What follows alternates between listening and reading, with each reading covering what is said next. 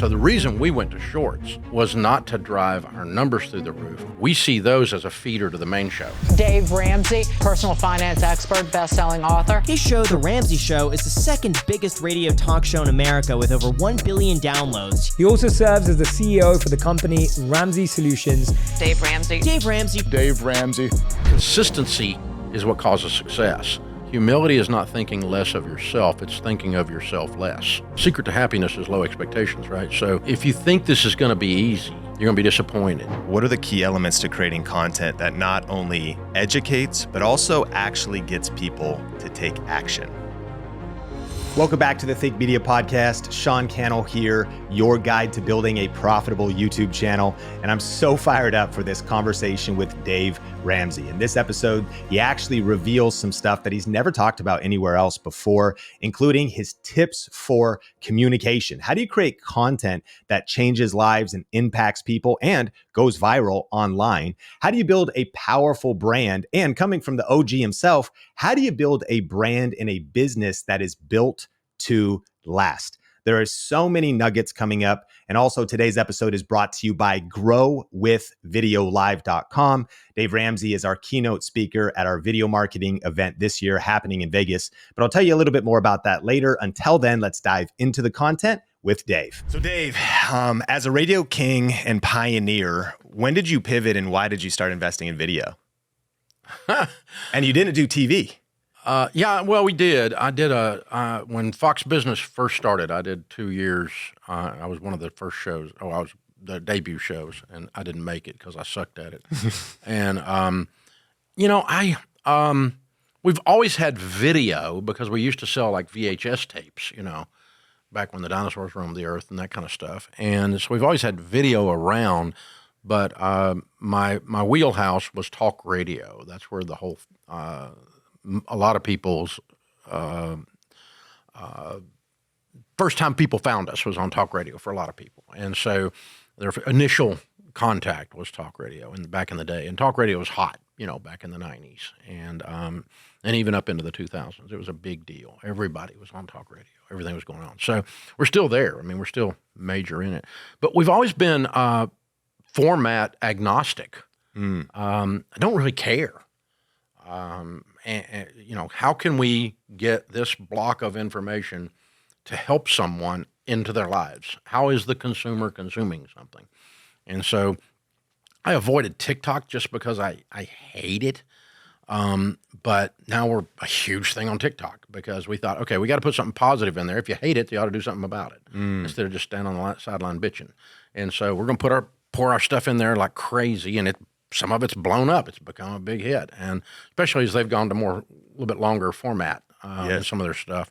But yeah, we're just agnostic. So wherever it is, I mean, we're very seldom late to a format of any kind, whether it's audio or video or some combination thereof. And so we're always trying to do stuff. I actually did a simulcast on a cable, like a bad Saturday Night Live show skit, that kind of thing, on the radio show in the early days. And a local cable channel picked it up, and we just put a fixed camera in there, and it was nasty. But we just tried it, and it didn't work, of course. Do you remember what year you started YouTube? No. It was pretty early, and we couldn't figure out. I tell you what happened was I had gotten on Twitter.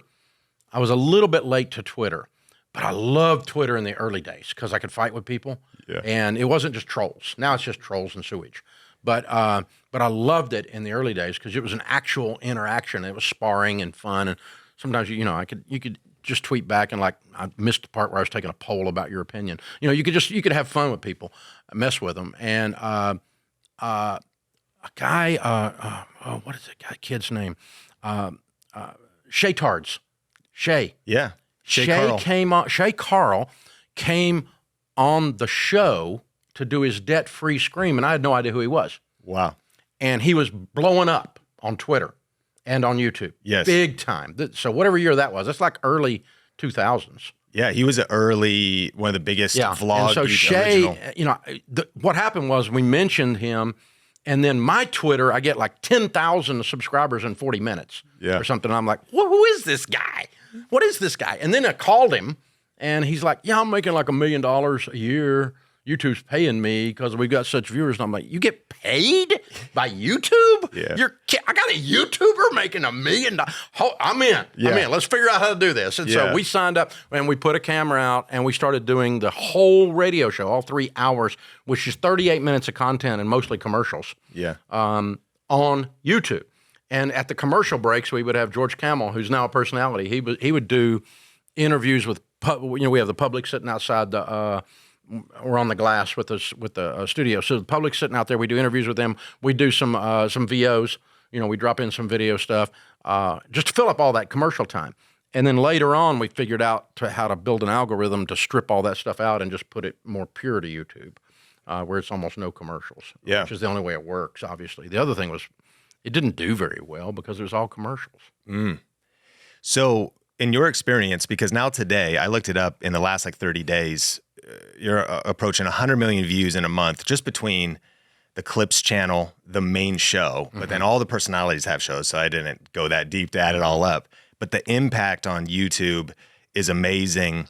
In your experience, what are the key elements to creating content that not only educates, but also actually gets people to take action? Well, it's the same in every format, and YouTube's really not different, except that you have to think about what the user experience is for the YouTube viewer. Yeah. And so you have to build a thing in such a way that does that. So the reason we went to Shorts was not to drive our numbers through the roof, although it's done that wonderfully. We see those as a feeder to the main show. So they're a lead magnet as far as we're concerned. The Shorts give you a sampler platter. You're at Sam's, the old ladies give you a biscuit, right? And so we want you to take a bite of the biscuit and, I want more.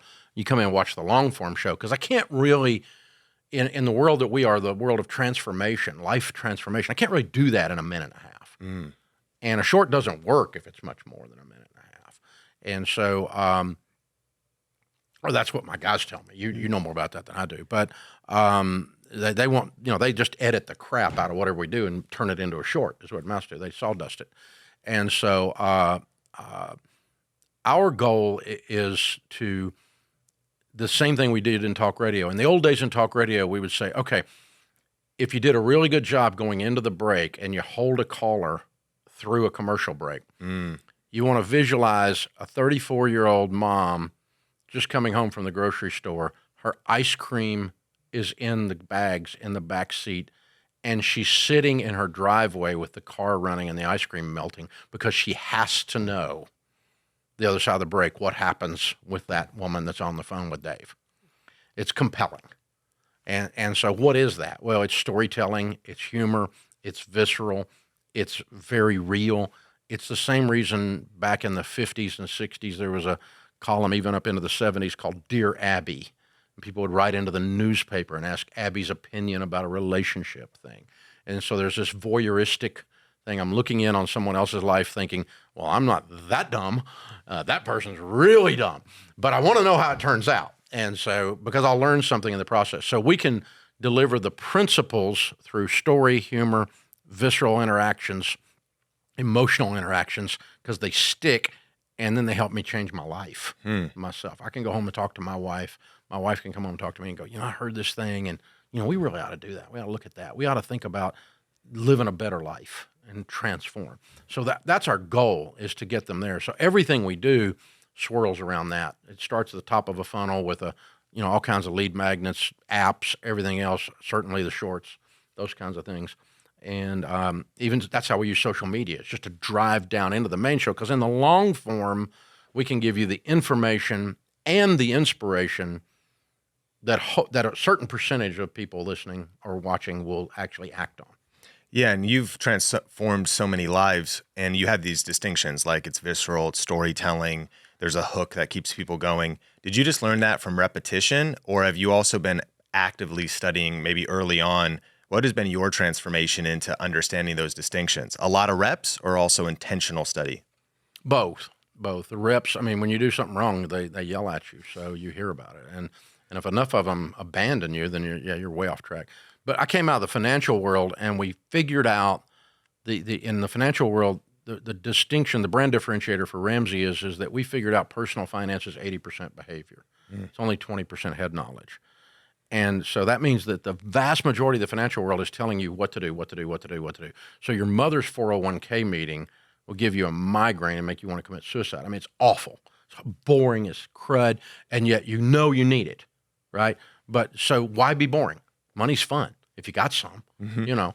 And so we would do these liners and talk radio like, you know, we're the show that gives you the same financial advice your grandmother would, only we keep our teeth in. And, you know, we do all these kinds of things and just have fun with it and laugh about it and cut up and sometimes just get up in people's face for their benefit.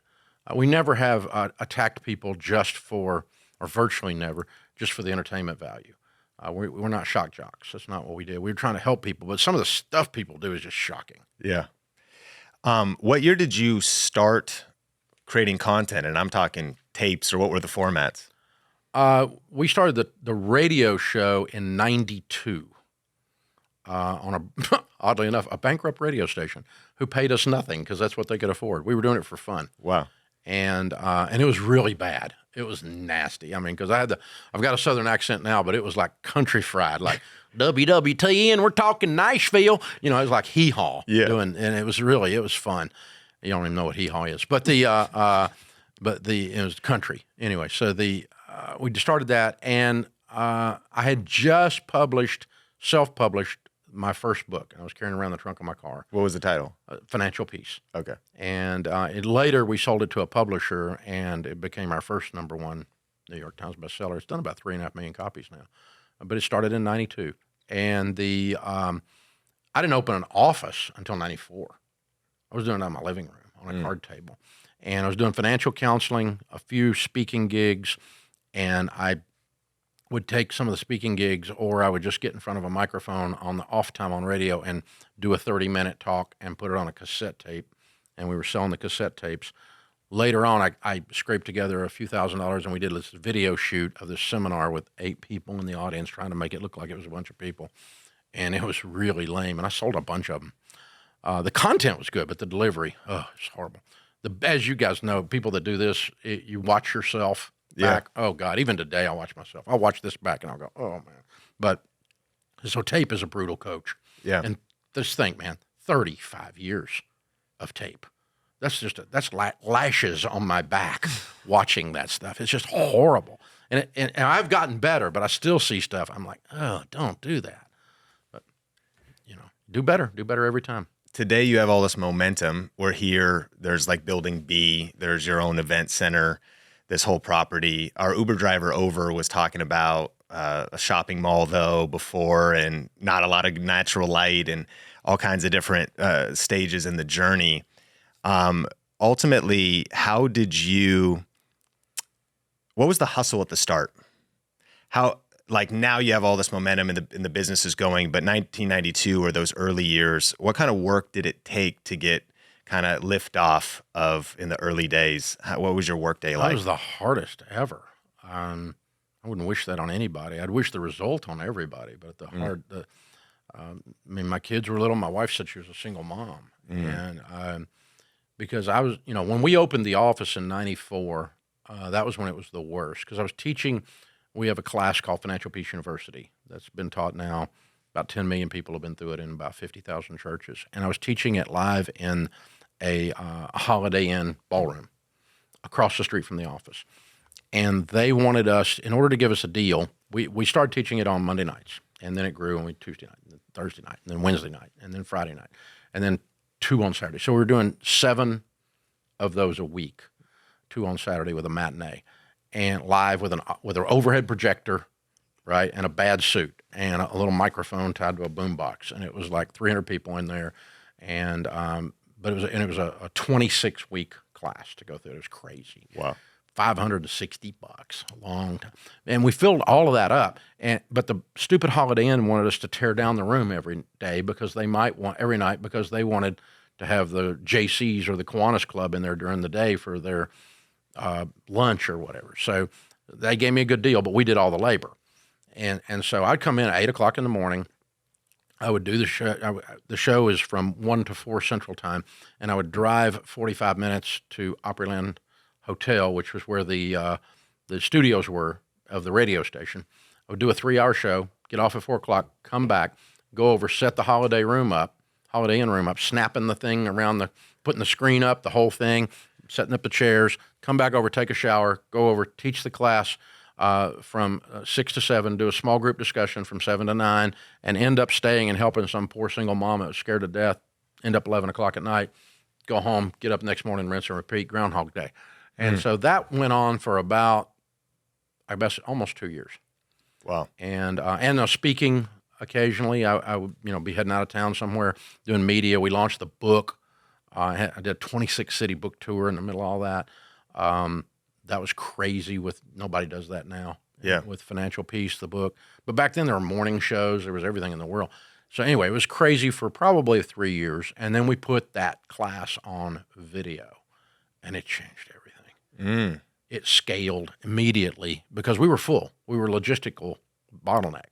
We couldn't get anybody else in the class when it was all analog right there. And so we put it on VHS tapes. People started taking those tapes and teaching it at their church, and it blew up. It went crazy, and it gave me my nights back, and I got to go home at 5:30 or 6 o'clock or whatever, and I could get more done. So it turned everything way down. And then as we started making a little bit of money finally, instead of just like nickels and dimes, we could hire good people. And you get good people, you don't have to do all the dadgum work. I mean, the delegation was an amazing concept. Yeah. And so, we started adding, and we finally got to about 40 people on the team and started adding our first 2 layers of leadership and learning about leadership in the middle of all that. That's probably when I got a breath. And that probably took 36 to 48 months or something like that. And a whole bunch of dumb butt stuff that didn't work that I thought was going to work. I've always done dumb butt stuff that didn't work, but we did a lot of it in those days. Do you feel like with a lot of the social media promises that are out there make it seem like you can just blow up overnight and maybe you go viral, but I don't know if the character's developed in that process. Do you think in this modern era, maybe these modern generations, that what it really takes is underestimated, the hustle in those early days? I don't wish that on anybody. Like I said, my personal experience is that when I have something that blows up, it's pretty temporary. It doesn't last. I mean, 3 weeks later, nobody remembers it. We were on Oprah. We thought back in the day when Oprah was a big deal, I thought if I could ever get on Oprah, I'd almost been on Oprah more than anybody. And I'd been on all the other shows that were on back then, all the big daytime TV things. There was everybody and their brother had a show.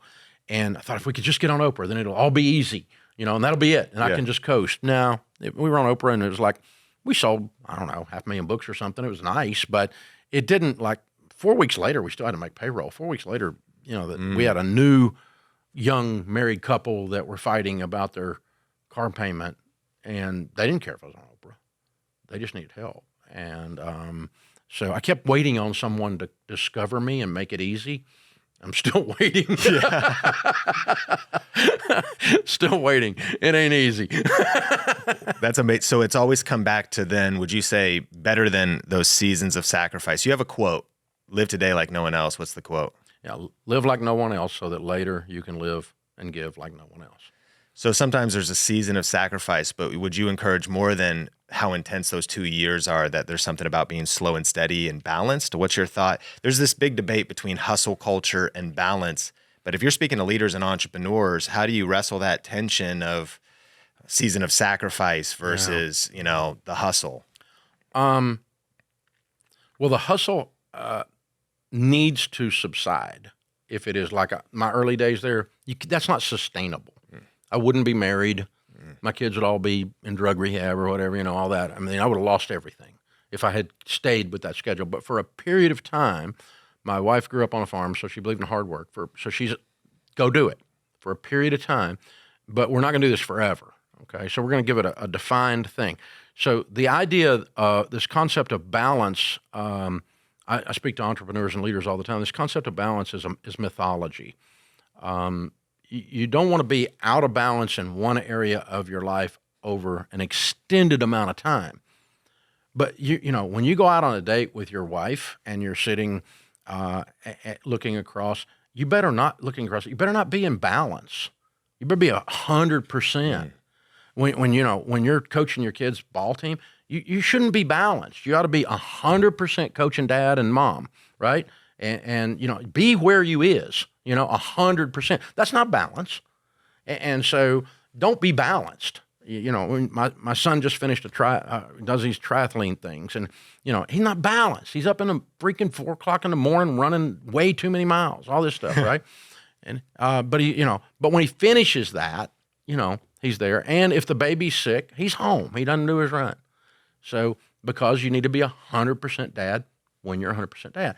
But where people get out about what they do is, number one, they don't want to work hard and they blame it on balance or nurturing their family, or they've got this vision that they're going to do this for the rest of their lives. That's not sustainable. I'm not recommending that, but I am recommending in short bursts, maximum 36 months or something, get it. Yeah. You know, in short bursts, and whatever it is you're doing, whether it's family, whether it's your spiritual walk, whether it's getting ready for a triathlon, you know, get it, do it.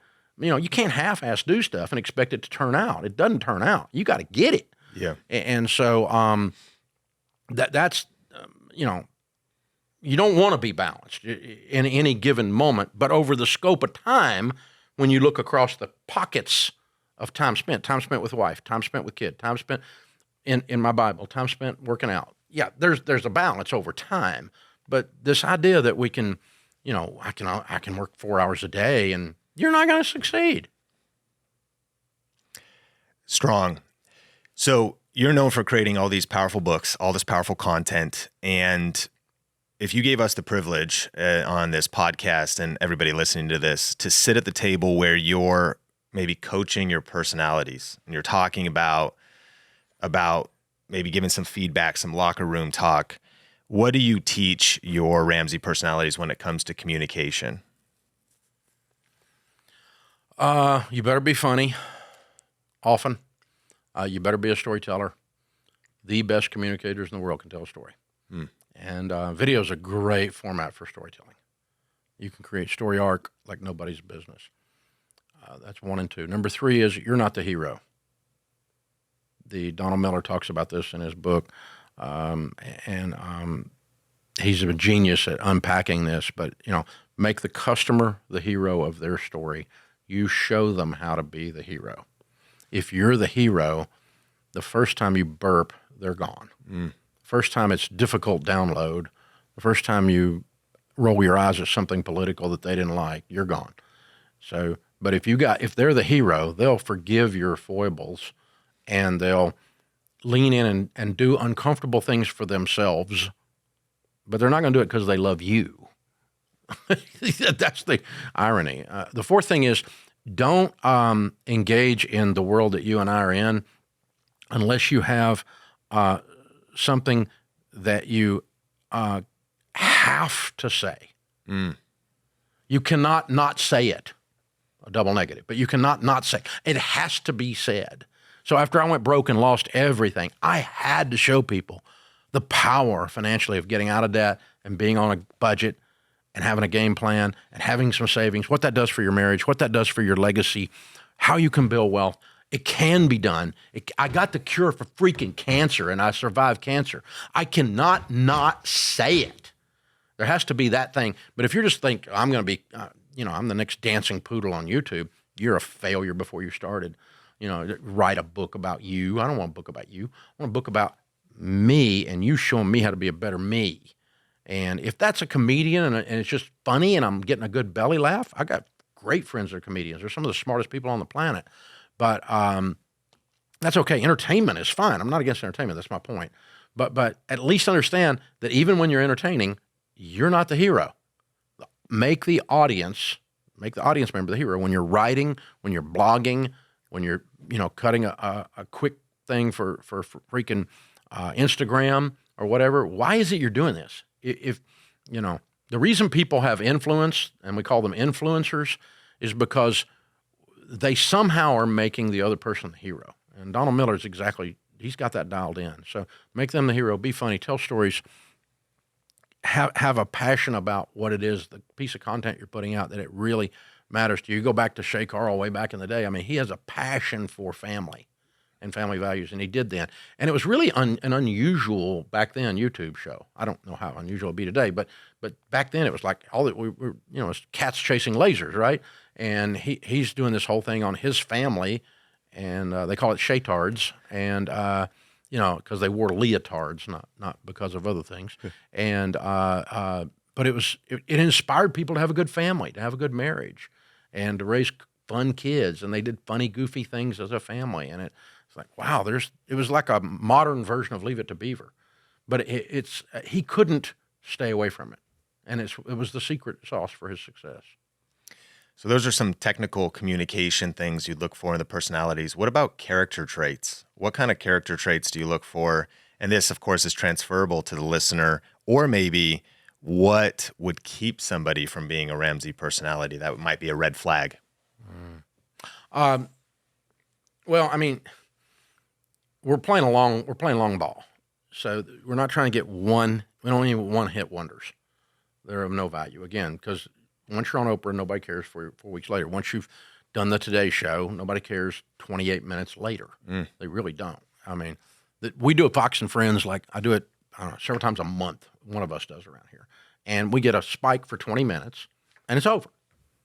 And if we don't do it for 2 months, we don't get that spike, but we don't fail, but we don't succeed because we did that. So it's death by 1,000 cuts. Keep chopping wood. Keep chopping, keep cutting, keep cutting, keep cutting, keep cutting, keep cutting, and just show up every day. And the consistency is what causes success. Never, ever, ever turn down a media hit in the early days. Take everything, even the silliest, weirdest thing in the world. Take it, take it, take it, take it, take it. I've done stuff on community access, and the guy with the Humane Society is in the audience. He's the next guest, and while we're talking, the dog is pooping in the floor that he's going to bring on to sell the puppy, right? I mean, I've done all this stuff, right? So everything, take everything, consistency, do it. Then the second thing is I don't care how cool you are, how big you get, there's no blue M&Ms in the green room. So don't go in there looking for everybody. If you need a writer to show up on how, your demands, screw that thing. You got confused about what this is about. This is not about you. You've been blessed, if you're a Ramsey personality, with an incredible platform to help people with, and your job is not you. Your job is help people. You'll get all these byproducts. You'll get some money. You'll get some notoriety. You'll get, you've got a great camaraderie with other people that are playing to win the Super Bowl also. And but it's not about you. So there has to be this level of humility, which is a very weird thing, because you have to have a big enough ego to think you got something to say. Yeah. And go say it. And yet, on the other hand, keep in mind it's not about you. Do you think money and fame changes people? Would you like a free copy of the #1 best-selling book for growing a successful YouTube channel? If you want to get a copy of the new and expanded second edition of YouTube Secrets, just go to ytsecrets.com. And if you'll cover shipping and handling, I would love to send you this book for free. And the cool thing is, when you place your order, you're also going to get access to some bonus resources like our 1,000 subscribers club, our 7 C's framework, our perfect video recipe framework, as well as some bonus videos that will help you get results on YouTube faster. So to get your copy, just go to ytsecrets.com or click the link in the podcast show notes. Do you think money and fame changes people? No, it exposes them. No, I'm 100% sure about that. Money doesn't ruin kids. It exposes your crummy parenting. It doesn't. It's the reason we have trust fund babies is because the parents didn't parent them. And yet I work with families, wealthy families that are 7 generations into wealth, and the kids are not bad. They're great kids. This idea that you automatically lose it at the 3rd generation is bull. There's some statistical evidence of that, but that's because families are dysfunctional. But the better your family, the better chances you can hand off wealth. And the same thing's true. Wealth magnifies who you are. It makes you more of what you are. If you got temper problem, you become a rageaholic egomaniac. If you are compassionate and kind, you become this huge generosity movement, philanthropist if you get money. If there's crazy in your family, it's magnified. and your immediate family or your distant cousin, Eddie, will show up. And, he shows up for sure when you get money. Eddie. And good old Eddie. And but I mean, he's out there and he's in every family, and so they'll show up 100% of the time you get money. But so it exposes the weaknesses and the strengths of character. And fame does the same thing in a little different way. And that's a little bit of what you're talking about earlier. When it comes real fast, money comes real fast, or fame comes real fast, you get, or both, it's hard to manage because you've not personally grown the skeletal structure of your character strong enough to carry that weight. And that's why we see, 22-year-olds going into the NFL getting a $10 million signing bonus, and by the time they're 38 years later, they're bankrupt, they're divorced, and they're often permanently physically disabled. And not unusual, I have a criminal record too. And so I'm going and talking to these NFL kids in these rookie camps going, hey, NFL stands for not for long. So you need to think about what this means, not Friday night. You need to think about what it means Friday night when you're 37 and you can't play anymore physically. You can't run anymore because they're going to use you up, and you better think about that. And the ones that think about it, they come out of the NFL intact.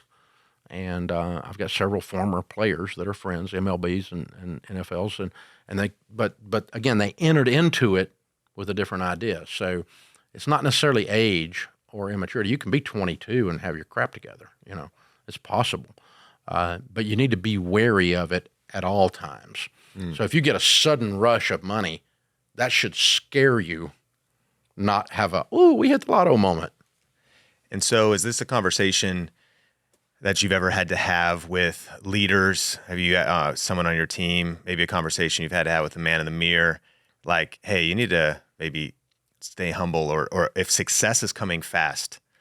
Because one of the things, this creator economy thing, Goldman Sachs said the total addressable market is going to double in the next 3 years by 2027. Wow. To a $500 billion industry. Yahoo Finance says the fastest growing small business type are these creator type of businesses. That's awesome. Something like 400,000 jobs created by YouTube, not just working at Google and YouTube, but the ecosystem in the US alone. But there's a lot of money and fame coming fast. And I think I've heard it said that it's one thing to try to deal with failure. It's a whole other thing to deal with success. I think this thing of humility is really interesting to me. And so I'm just wondering the conversation about maybe staying humble, and are you trying to pick people, and not just personalities, but in your team, you're trying to identify humility, but do you not know until the light exposes what's really in somebody, or can they course correct along the way? Have you had to do that? Well, we all course correct and grow, but that is a type of humility, to be ready to course correct. If you don't need course correction, you've already arrived, then obviously you're not humble. So C.S. Lewis said, humility is not thinking less of yourself, it's thinking of yourself less. And so I can be very confident to the point that a detractor would call me arrogant, right? And they do. And yet it not be all about me. It can be about someone else. And it is. I don't need to work financially. I work because it's fun, because I like helping people. So, I mean, that's an other-centered thing, not a self-centered thing. And yet I get all caught up in something. I get too much coffee and I'm on the air or something, and I jack somebody up. And I'm like, I got to go back and apologize for that. That was a twerp. And I've been doing it 30 years, and I still screwed it up, So you got to do that sometimes. And then hopefully you do it less and less and less and less and less and less. I can remember the moments, and we do it with leaders. So Pat Lencioni, my friend in the leadership space, has a book out called Ideal Team Player. He says the ideal team player, and that would be true of a leader inside Ramsey or a team member, and especially true of a personality. They need to be hungry, that hustle and grind. I'm going to get it, but not to a dysfunctional level where I lose everything because of my hunger. Humble, which takes away the dysfunctional. I think of others more than self.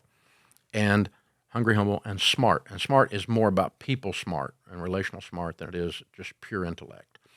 And so when you meet someone that is only one of those three, you've got a messed up. Somebody's going to make a mess. If there are only two of those three, they're not going to fit in here because we're real hardcore and we do conflict well. We'll talk to you about it. instantly. Not in an embarrassing way, but we're just going to go, we don't do that here. You don't talk to people that way here. We don't act that way here. And so we're going to not destroy the brand. We're not going to destroy each other. And yet we're going to fight and scratch and claw. We have a lot of arguments here. Inside the Ramsey personality bullpen in there, man, it's like a family argument over Thanksgiving dinner. But all of our arguments, or 99% of them, are about which play to call to get the ball in the end zone. Not about you're not good at this or you're awful, or it's not personal. And it's not a backstabbing thing, or it's not a gossiping thing. It's none of that. It's all about how can we win. And those are good, healthy arguments. You want to have those, and you want to have an open dialogue so that people can bring that. So anyway, yes, that you got to be hungry, humble, and smart to make it. And that's the blue M&Ms thing. That's the drive and the ego, sanctified ego, if you will, that you need. Because to turn this thing on, even if you're an introvert, and a lot of people doing stuff in their home, they don't have a bunch of people around them. They're not in front of a live audience like I often am. I'm an extrovert. I enjoy the live audience. But a lot of talk radio people, the really good ones, were introverts. I can name the ones that are on the air right now. Rush was a big-time introvert, very private, almost shy off the microphone. Hannity's not. Hannity's more like me. He's more bombastic and crazy. Glenn Beck's more like me. They're both friends, bombastic and crazy. Glenn's particularly crazy. I call him that all the time because I love him. So anyway, but some of these people, like DJs, even famous DJs spinning music on the radio back in the day, a lot of those guys are just like, they're like programmers or something, like developers. They're just like, they don't want to see people. It's great. Yeah. So you don't have to be that you don't have to be that to win. One of the things that you've built is this incredible brand, and it's interesting to hear back Bad Suit, overhead projector, tapes. I imagine in those days, it didn't have the chic look, all the cool vibe. No, it was awful. You remember clip art? Yeah, I was good at clip art. Clip art, maybe some Comic Sans font or something. Oh, definitely. I was good at that. When you think about what is your thoughts on what does brand mean to you? Because now being on the property, the whole brand, the level of excellence, it's clearly been a progression. So early days. The more money you got, the easier it is to make it look slick. Okay, yeah. For sure. Yeah, so what does brand mean to you? It's reputation. If you trust a brand to do something, that's its reputation. If I go to Subway, 100% of the time, I can get that BMT thing, and it's 100%. I trust it. And I can trust the individual sandwich brand. I can trust the yellow and green on the sign. I haven't done that in a long time. I'm not against Subway, but or I'm not for Subway. I'm not endorsing them, but I'm just saying it's a trust brand. A brand it's predictable. Integrity should be predictable. Integrity makes you predictable. It's wholeness. And so your brand, if you come to Ramsey, you need to know, regardless if it's John Deloney in the mental health space, Ken Coleman in the career space, the rest of us in the money space, you need to know you're going to get love, humor, compassion, story, truth. I'm going to tell you the truth, even if you don't like it. You need to know that we're people of faith. We're not going to cram that down your throat, but you don't get to tell us not to do that either. On the other hand, we stand on that. That's the brand, and it's trustworthy. There was a thing going around YouTube, and I guess it's still on there, of me on a Christian TV station with a little bit of hair right here and these big Google glasses, and it's like 1980 or it's 1992 probably, something like that. Somebody found the video and put it up on YouTube. We didn't do it.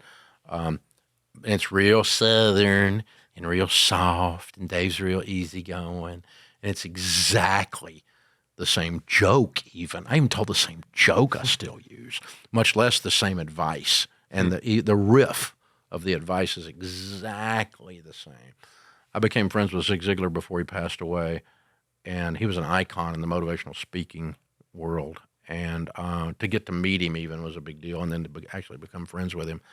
And he did the same riff at 80 years old that I heard him do at 50 years old. And it was and because it worked.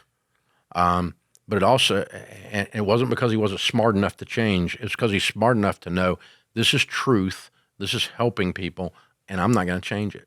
And he would do that same exact thing. I could see him doing his hand the same way, the whole bit. And because he was a world-class communicator, and once he found the lane, he stayed in it. It's inspiring, and love Zig, and similar to the legacy that you've built, which in my mind, the phrase "built to last" really would speak to what you've built. You're still here after so many years.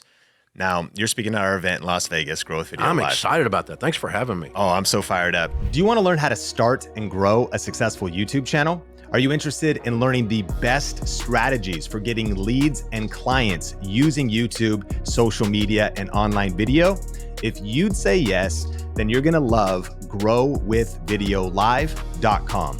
Grow with Video Live is our annual event hosted in Las Vegas where entrepreneurs, influencers, content creators, small business owners, and authors and speakers gather to learn the best tips and strategies that are working on video right now. And we're excited because this year, Dave Ramsey is one of our keynote speakers, the OG content creator who over the last 30 years has dominated audio media and video media. Whether it was VHS tapes back when he launched Financial Peace University, all the way to today, where now he's getting hundreds of millions of views on YouTube and on his audio and video podcasts across the Ramsey Network. He's going to be revealing information that he's really never shared anywhere else because he's never spoke at a conference like this before. So this is an in-person event, and you can get your tickets at growwithvideolive.com. And in addition to the powerful information you'll learn from Dave and the other speakers, there's going to be powerful times of networking and connection with other purpose-driven creators, with other innovative entrepreneurs, and with other video marketing experts so that you can take your game and your relationships to another level. I know that after you attend Grow with Video Live, you will thank me later.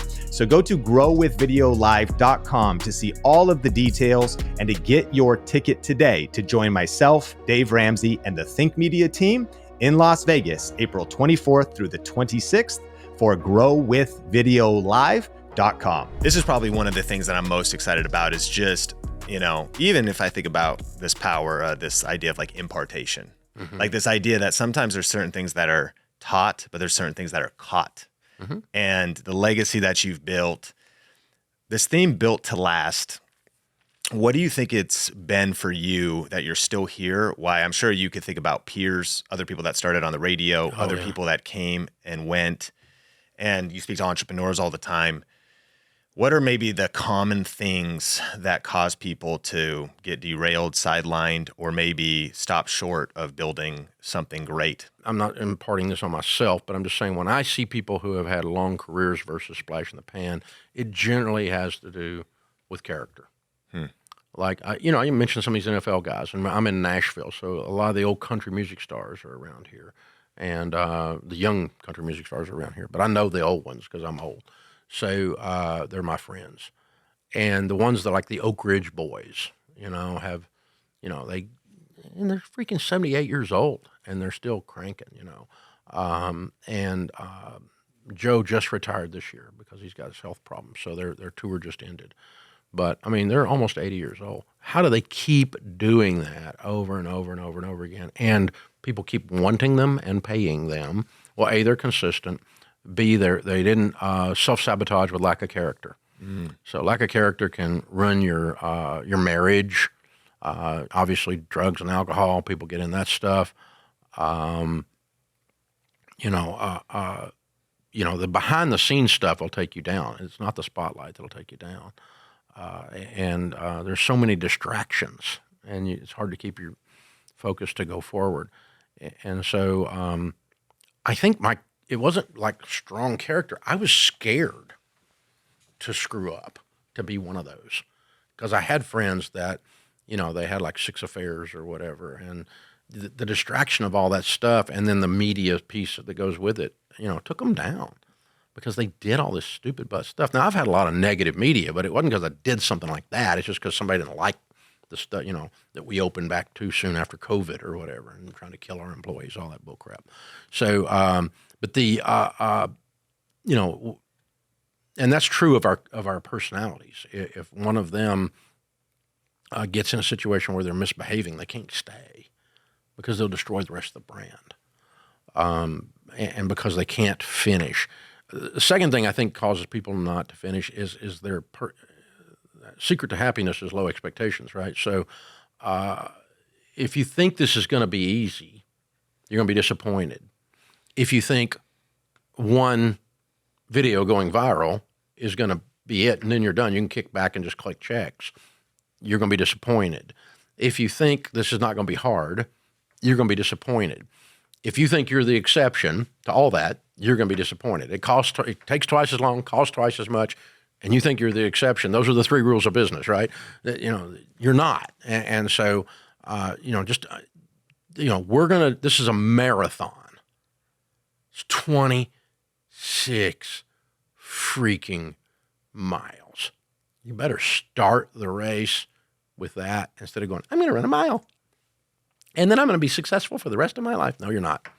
No, you're not. And so that's this weird work ethic thing, but it's not out of balance. It's like, I keep showing up. When it was just me doing the radio show, if I didn't show up in the old days, we had like a few tapes we could play or something. So if I'm sick, it didn't matter. 400 radio stations in those days, 600 now, they don't care. They need something on the air. They don't need static. It's live freaking radio. I have to be there. So, you got sinus infection, we'll take some dadgum stuff and get your butt on the air and sneeze. I've lost my voice literally while I was on the air, just because I wouldn't not show. I was scared to not show up because I was scared everything I built would go away in that one moment, And so have a long ball mentality. That's only, I think I've said that like 6 times, it feels like, but there's a theme here. Yeah. What is the biggest money myth that entrepreneurs believe? The biggest money myth that entrepreneurs believe. Well, those of us that are really entrepreneurial and that know how to make money, we tend to, and I really suffered with this in the early days. I don't now, to think I could out-earn my stupidity. I can just make some more. So if you're a glass half full person, if you're not a scarcity but an abundance person, I'll just go get some more. I can out-earn my stupidity. I don't have to do accounting. I don't have to manage systems and processes. I don't have to make sure that the payables are paid and the collectibles are collected. Yeah. I don't have to do business. I can just earn some more. Yeah. I'll just go. It's classic salesman mentality. I'll just go sell something else instead of actually managing and disciplining myself and putting operational pieces to go with the business. Because oftentimes entrepreneurs get in for the end product, not for all the work it takes to create the end product. And the more end product you start putting out, the more back end work there is. I mean, this whole building is back end work. It's 1,100 people. And, 8 of us are on the air. Everything else is back end, So, you start doing books, podcasts, YouTube, everything. You got all this back end work. So that's the biggest thing is you cannot out-earn your stupidity. You have to do strategic thought. You have to do operational excellence, and processes and systems are part of it. That's not bureaucracy. That's not, I don't want to be corporate America. No, you don't want to be corporate America. They have no soul. But you do have to have some intelligence about some wisdom about how you go about this. And I think the second thing is that they believe, a lot of small entrepreneurs believe, well, it takes money to make money, and all businesses borrow money. No, they don't. In fact, most of them don't. Yeah. That's the biggest, it's statistically inaccurate. It's just not a fact. A lot of people, more than 60% of small businesses start with no debt and never borrow, which increases their probability of success because then payments don't take them down at the first blip. The first downturn in cash flow, I'm out of business. But I've never gone out of business. I mean, I got, like we said, huge payroll here, and we lost entire segments of our revenue. It evaporated during 2020. Wow. And we never went in the red. We were profitable. Now our profits went way down over projections. God help us, but oh well. And that's because all these stuff doesn't have any payments on it. Wow. I'm curious your take. So I heard Charlie Munger say this, may he rest in peace. He said, talking about character, the thing that takes successful men down is liquor, ladies, and leverage. Charlie! Oh, man. I love it. That's so Charlie. But then Warren heard the quote and he said, actually, I need to correct it. It's just leverage. That's the only one. What's your take? Warren and Charlie. Those videos of those two together are just classic. That's some of the best brain trust ever put on video. Oh, who would argue with those two men? I'm not arguing with either one of them. They're both right. But Warren's funny. That was just his take. Yeah, his is what's the other one? Even a turkey can fly in a tornado. Yeah. Yeah. Warren Buffett's stuff is just, but one of his annual reports is all about leverage. He said, yeah, every time you multiply something by 0, we find out the answer is 0. And so when you leverage, you forget. Because entrepreneurs are perpetual optimists, and they only run the scenario that it's all going to work. Yeah. And debt works if it all works, but it never all works, ever. And that's Buffett's point. So ladies, liquor, and leverage. Leverage. That's awesome. One of the things that has inspired our company, I mean, I feel like we're 8 years old, because we are. There's like the 10 years before the 8 started, though, that I was hustling, you know. And now we're like 30 W-2s, a couple contractors, multi-million-dollar business. But we have built at the speed of cash. And it's an inspiring stat that we haven't taken on lines of credit or anything.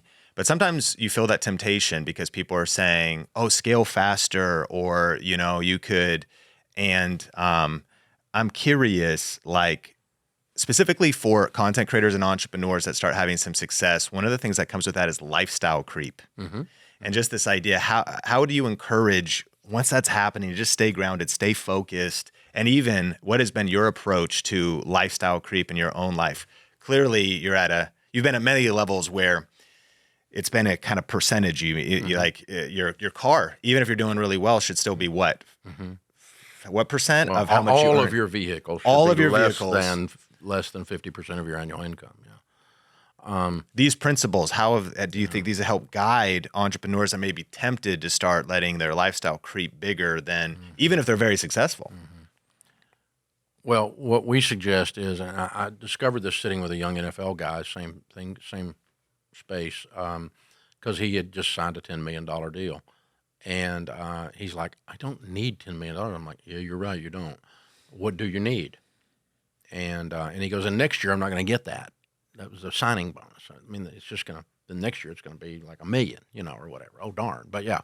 And so, okay, let's set your life. Let's sit down and do a budget. So we did a budget on him, and I don't even remember, but let's call it $200,000. Okay. He's going to live a really nice life on $200,000 a year, but you can make it 50. You can make it 100. I don't care what you make it. But this operates my house in a way that's sustainable. I'm okay with this.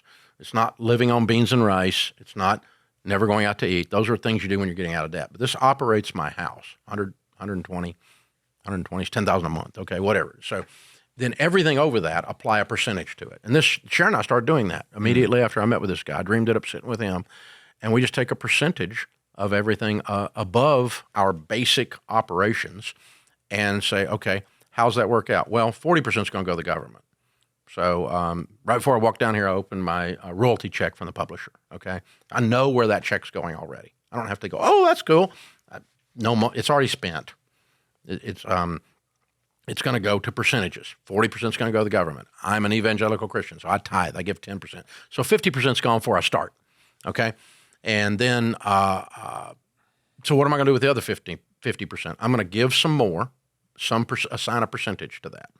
I'm going to invest a percentage, hopefully a healthy percentage of that remaining 50, and I'm going to enjoy some more above basic operations. So I'm going to upgrade my lifestyle, and I'm going to intentionally scope up, have scope creep on my lifestyle.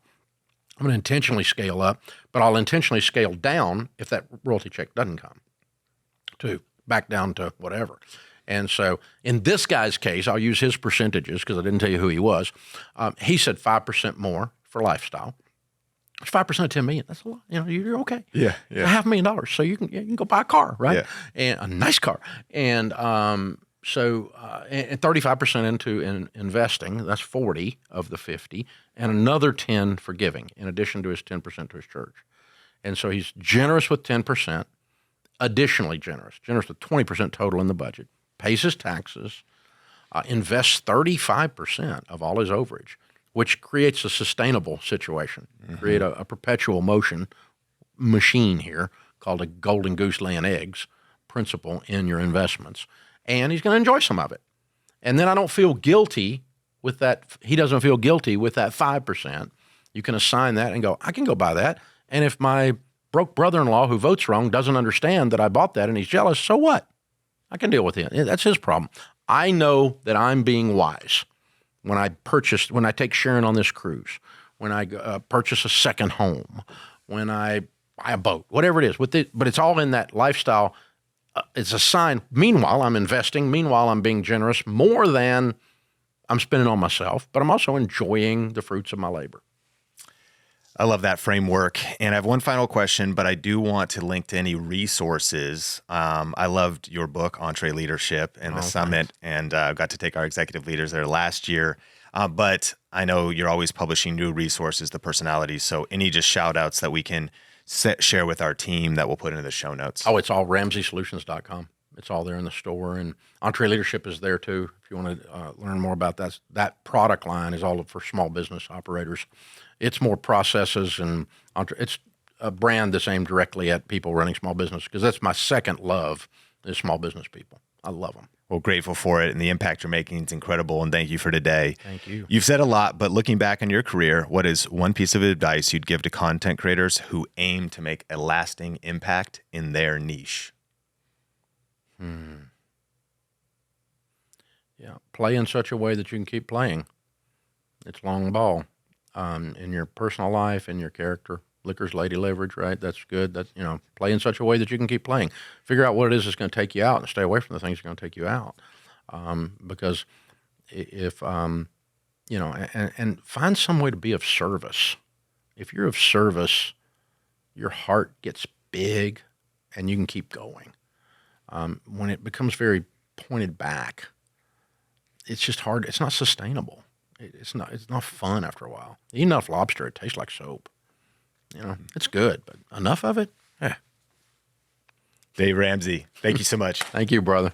Honor to be with you. Look forward to Vegas. It's going to be fun. Woo! Las Vegas, here we go. Wow. So I got so many takeaways from that conversation with Dave Ramsey, and just a couple things. One, if you haven't got your ticket to growwithvideolive.com yet, Dave is one of our speakers. It's going to be an incredible event, and really an environment that Dave has never been in before. Speaking to content creators, purpose-driven entrepreneurs, and small business owners that want to learn how to use video marketing. Of course, he talks about debt and all this other stuff, but he is the media OG. He's built this incredible media company, but started at a card table and had to build his way up with VHS tapes, eventually radio, and then eventually getting on YouTube. And as he said, all the platforms. And so one of the best things you can invest in right now, whether you're a business owner that wants leads and prospects, is video. Or whether you want to join the creator economy and you want to start and build a successful online brand leveraging video, this is the event to be at. All the details are at growwithvideolive.com. And also, if you want a copy of YouTube Secrets for free for a limited time at ytsecrets.com, we'd love to send you a copy of this book in the mail. Just cover shipping and handling, and we'd love to get this in your hands. If you watch the YouTube version of this podcast, I would love to hear your biggest takeaway in the comments.